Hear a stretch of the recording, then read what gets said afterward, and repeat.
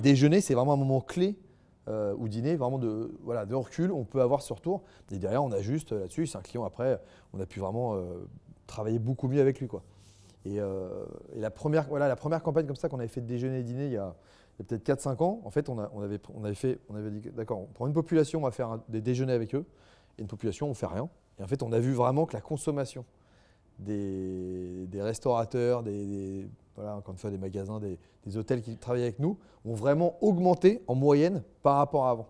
Parce qu'en gros, ça nous permet, un, d'avoir les meilleurs retours, deux, les équipes des clients connaissent visuellement les personnes de chez nous. En plus, on a tissé une petite relation. Donc, quand la personne de chez nous les appelle au téléphone, parce que c'est souvent au téléphone, le client les a vus.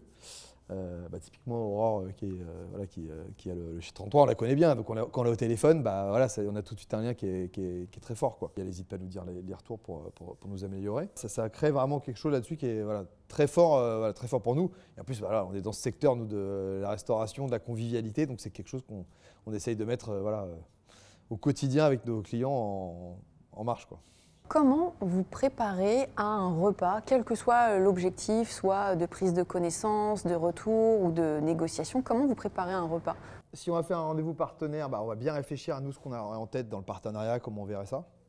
Et si on va voir un client, on va bien analyser avant quelle est la consommation qu'il a faite.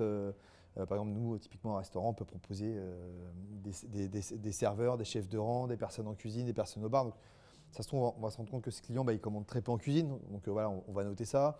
On va essayer de comprendre pourquoi. On va essayer de bien analyser sa consommation. Évidemment, nous, on a un CRM, on note tous les retours, les communications qu'on a avec lui. Donc bien voir les communications, peut-être des petits points de retour qu'il avait donné, qu'on n'avait pas eu le temps de creuser avec lui. Donc vraiment, c'est de bien arriver avec le mapping du client. Parce que en gros, ça permet d'avoir le retour. Et en plus, quelquefois, tout simplement, en fait, on va creuser typiquement pour la cuisine. Ah oui, c'est vrai, la cuisine, j'avais pas pensé. Donc voilà, on peut aller déceler un nouveau besoin. Et alors, à quel moment parlez-vous des affaires? À l'entrée, au plat, au dessert ou au café? Je ne sais pas. On va peut-être plutôt parler du secteur en général. Voilà, comment, à ce moment, la restauration, ça va? Parce que en plus, la restauration, il y a eu des périodes. Il y a eu le Covid, il y a eu les JO. Donc là, typiquement, cette année, nous, c'était le gros sujet avec les restaurateurs. C'est qu'est-ce qui va se passer aux JO? Est-ce qu'il va y avoir plus de clients, moins de clients là-dessus? C'était vraiment tout le sujet de l'année. Où en fait, on s'est rendu compte que finalement, c'était quand même très localisé sur les endroits où il y avait des épreuves. Mais le reste, c'était un peu décevant en général pour la restauration. Mais en tout cas, c'est de parler un peu du sujet en général business. Après, ça peut dériver sur du personnel si on le sent bien. Et après, on part sur les retours du client, un peu ses besoins là-dessus. Et après, en effet, ça peut finir à la fin en vacances, enfants, loisirs, intérêts. Les gens sont à l'aise pour parler de leur vie personnelle? Donc, ayant des enfants, quand je fais un rendez-vous commercial avec quelqu'un qui a des enfants, en effet, c'est très facile d'embrayer là-dessus. Mais il se trouve que si chez moi, j'ai des commerciaux qui n'ont pas d'enfants, en fait, les enfants, ça fait quand même un lien assez facile où tout de suite, on a tous des liens communs forts. Qu'est-ce qu'on fait avec les enfants? Comment ils ont quel âge? Quels sont les loisirs qu'on fait avec eux? Est-ce que c'est facile au quotidien? Donc, les enfants, en effet, ça crée toujours un truc assez simple. Après, s'il n'y a pas ça, on va peut-être un peu le sentir là-dessus. Mais je dirais que nous, dans la discussion, c'est pas tout le temps sur le personnel que ça va, quoi. Peut-être moins que toi, je pense. Par exemple, les étrangers qui viennent à Paris, ils aiment bien parler à juste titre ils viennent pour les affaires, mais s'ils ont le temps d'aller visiter le Louvre, la Tour Eiffel et autres, ils parlent quand même de la majesté de Paris. C'est quand même une ville extraordinaire. On a vu ça à l'occasion des Jeux Olympiques. Tous les sites, là, on a le focus sur les sites, sur Versailles, c'est extraordinaire, le Grand Palais, la place de la Concorde, etc. Les gens parlent de la ville comme de Paris. Ça fait partie, c'est important d'inviter un client. Il y a pas, le restaurant, en effet, ça fait partie du décorum. C'est important pour un client, on le soigne bien. Mais quand un client vient à Paris aussi, c'est quand même extraordinaire. On ne se rend pas compte parce qu'on habite sur place, mais finalement, c'est une ville qui est extraordinaire quand on compare aux autres. En général, nos établissements ont une salle à manger privée, en effet, pour les clients, avec une table souvent de très bonne qualité, avec une bonne cave. Le vin, c'est important. Donc, ça permet aussi de discuter avec les clients. Regardez, vous avez les Bourgognes, les Bordeaux, etc. Certains, d'ailleurs, sont très calés. C'est pas, par exemple, à des Anglais qu'on va apprendre le vin de Bordeaux, ils connaissent par cœur, ils sont mieux que nous. Non, ça fait partie, très, très important, d'essayer de lier le vin avec le mets qu'on mange, etc. Ça permet de discuter. Non, c'est très, très important.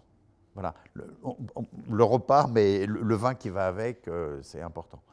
Et puis, encore une fois, les plats sont de qualité, les desserts, tout ce qu'on a en France, les fromages, les desserts, etc. Je m'en lèche les babines, mais c'est vraiment... Non, mais il y a des pays où on ne mange pas comme ça, c'est extraordinaire. Tout ce qu'on peut offrir à des gens qui viennent de l'extérieur, c'est vraiment extraordinaire. Et alors justement, quel type de plat vous commandez ou vous justement dégustez dans le cadre de ces repas? Il y a beaucoup de plats traditionnels, les bœufs en daube, des choses comme ça, les plats en sauce, les clients aiment beaucoup. Moi, je pense notamment à ça. Puis après, alors les desserts, après, c'est les desserts classiques, les tartes au citron, les meringues, les macarons avec le café, des choses comme ça. C'est l'infini, mais bon, pas mal de plats en sauce, les clients apprécient. C'est vrai que moi j'ai moins un contexte international que toi. On fait quand même plus de déjeuner que dîner. En général, c'est voilà, en plus voilà, si les gens, parce que toi tu peux avoir les personnes qui viennent à l'étranger, du coup ils sont là pendant 3 jours et ils ont le temps entre guillemets quoi. À Paris, les gens ils ont leur famille, ils ont leur vie. Le soir c'est quand même moins évident. Donc c'est plus dans le cadre de la journée de travail qu'on va se voir. Moi je dirais non c'est vrai que je pense que c'est des plats assez simples à manger.